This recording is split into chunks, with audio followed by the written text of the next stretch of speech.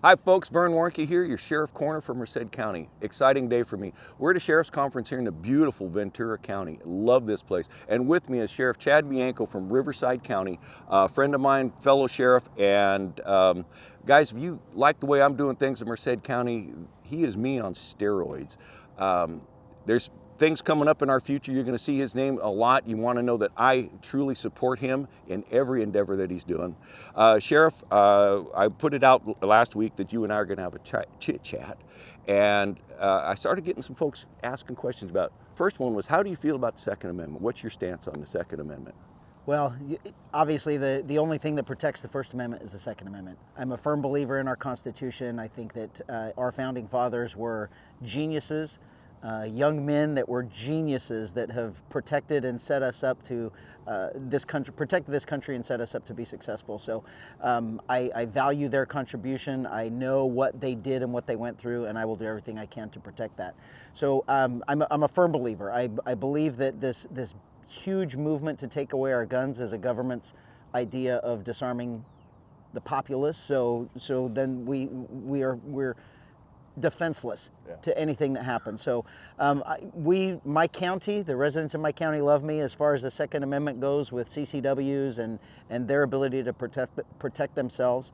I've been a staunch advocate in Sacramento, and obviously the Attorney General and I are not friends, and we've got to get past this thing that where the guns are the enemy. The guns are not the enemy. The guns are just a tool, and they're there to protect us and whatever it is that we use them for, whether it's recreation or hunting or anything like that. So I will always be a very staunch supporter of the Second Amendment. Outstanding, and folks, you know how I feel about it. I issue permits regularly, and I'm very liberal, and that's the only time I'll use that term with my name in that sentence about giving the permit out. You know, Sheriff, the other question that I had from some folks, and this will become obvious to our viewers here, is that how do you feel about Sacramento trying to take away our classic cars? I'm a classic car buff. I own a couple of them, and they're trying to get rid of them for, I'll say, the smog reasons.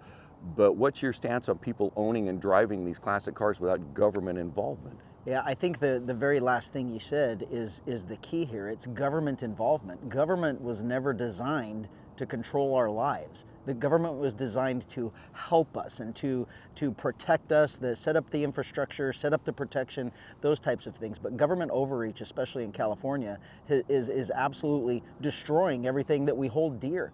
How can you not have an affinity or a love for a classic car? I mean, whether you're into that circle or not, if you drive down the road and you pass one or you drive by one, you cannot help but look at that and admire that person for taking the care of that and the investment into making that thing pristine. And it doesn't even have to be pristine. I've seen some, I've wished I've had some pretty cool junkers that I've passed on the road. Oh, me too. I am not a fan of government overreach, and when you're pushing your agenda of these stupid electric cars and everything else, it's at the expense of gasoline and this whole fossil fuel and everything else. It's so ridiculous, and we lose sight of what we really should be doing. And I mean, if I get to this other spot that I'm going, I'll commit to a monthly car show in downtown Sacramento where we can show the history of our country and the history of our automobile industry and where we're coming. Yeah, we may even let a Tesla in. Oh, maybe if it's painted right. So, Sheriff, if you were in that position, say in Sacramento, what are you going to do for the people? It's actually just that. It will be for the people. I mean, we beat our head against a wall when we go up there, and we do everything as sheriffs. We do everything we can in our county to protect our citizens, to protect our residents.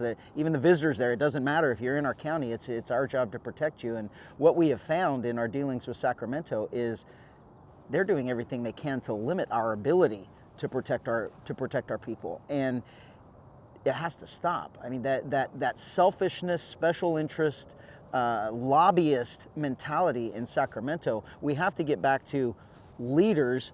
Integrity, honesty, someone that you can trust, that's an actual proven leader that can get into government and direct us to caring for Californians rather than our own special interests. Well, you've said it right there on the head, because our positions that you and I are both elected by the people to protect the people, and if we so much as step out of bounds for a second, the regulatory commission, everybody about that, and I got no problem being honest about everything that we do, but it just seems odd that other people that are in elected positions are allowed to go off completely into left field and emphasize on left, is that they're not held accountable for that, where you and I are, and the trustworthiness is so paramount.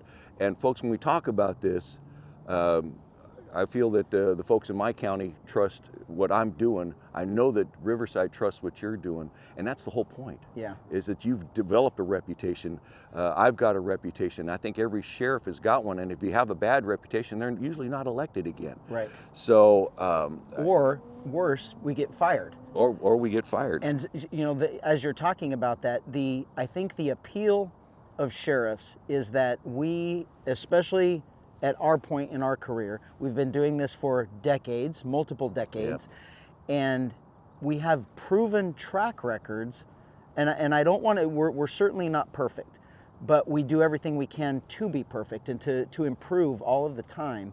And there is not anyone out there that can come at us and say, you're not ethical, you're not honest. We've proven that we are, and we've proven that we can lead in the right direction, and we can lead for other people. I say all the time, if I was in it for myself, I'd be retired already, and we'd be just, my wife and I would be living our retirement. But that's the mentality, I think, and the heart, where it is in our heart, is we've chosen that that's not what makes us happy. What makes us happy is doing things for other people, and being in a position of leadership where you can influence the direction of government to better other people's lives. And I think that's the appeal of a sheriff. And when you talk about politicians and whether we run for different office or not, it's easy to elect an elected sheriff because we're going exactly off of our past. I've got, my residents in Riverside County, they've got 32 years of looking at me and saying, yeah, that's the guy that I want, and that's the leader that we want to keep going.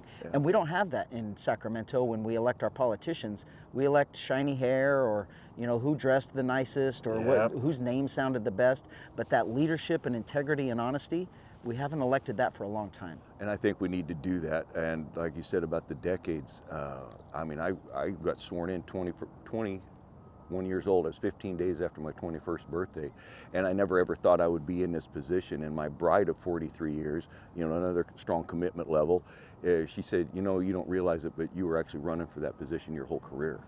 And I never quite thought of that in that aspect. So when we talk about the trust folks, I take a bullet square in the chest for this man. And if opportunities come up in our future, I just want you to remember his name, Chad Bianco, and to realize that we do need true leadership in other aspects. We know that he's a true leader in our chosen profession, but let's think about him being a chosen leader in another profession. And like I say, you'll see that coming up. Sheriff, I can't thank you enough for being here. Our friendship means the world to me. You and I have run into each other at social events, and happened to run into an individual at one of them that was just kind of comical to know how you and I both feel about that man. And yes, he mentioned him earlier. So I do appreciate this. And folks, please remember the name, and I'm sure that if we need to, we can bring him into Merced County or the local area so we can come up and talk to him personally. So, Chad, anything you want to? No, I have a feeling I'll be in Merced County quite a bit. I'm hoping so. I'm looking forward to it. I'm not a native Californian. I came from a different state, and it was a much more rural, outdoor lifestyle. So I've chose the place where I live in Riverside County that gives me room for my horses and make me feel like I'm somewhere else. So when I'm in the Central Valley and really anywhere other than the coastal cities, I feel like I'm in a much better place. And I too, folks, it's not a secret. I was born in Cody, Wyoming, so obviously it's in my system, so I can't get rid of it.